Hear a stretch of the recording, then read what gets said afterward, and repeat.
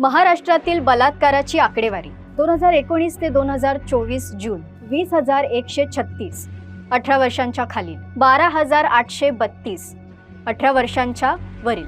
Crime in इंडियाचे report आणि CIDच्या माहितीच्या आधारे गृह विभागाची आकडेवारी आता आपण बघितली, पण ही तर शासकीय आकडेवारी झाली.